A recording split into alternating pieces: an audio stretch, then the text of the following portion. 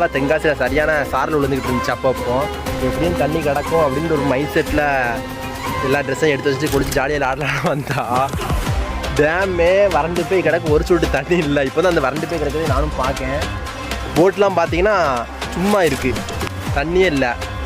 ஏமாந்து போய் குற்றாலத்தில் குளிச்சுட்டு போவோம். குற்றாலத்தில் வந்து தண்ணி விழுந்துச்சு. காலைல நியூஸில் போட்டிருந்தாங்க. ஸோ குற்றாலத்துக்கு போய் குளிச்சுட்டு ஜாலியாக என்ஜாய் பண்ணிட்டு போகலாம். உங்களை பாருங்கள், சாரல் விழுந்துக்கிட்டு தான் இருக்குது. உங்களுக்கு அது தெரியுதான்னு தெரியல, சாரல் விழுந்துக்கிட்டு தான் இருக்குது. யாரும் நல்லா மழை இதுக்கு சாரல் வெளியுதுன்னு குண்டா டேமுக்கு வந்துடாதீங்க. வந்தால் ஏமாந்து தான் போவீங்க. குற்றாலத்தில் பயங்கரமாக தண்ணி விடணும்னு எதிர்பார்த்து போனேன். ஏன்னா 2 நாள் முன்னாடி குளிக்கைக்கு தடையெல்லாம் போட்டிருந்தாங்க. கம்மியாக தண்ணி விடுது, நிறையா கூட்டம் இருக்குது. ஸோ நான் வீட்டிலே குளிச்சுக்கிட்டேன் அப்படின்னு நான் கிளம்பிட்டேன். பாய்.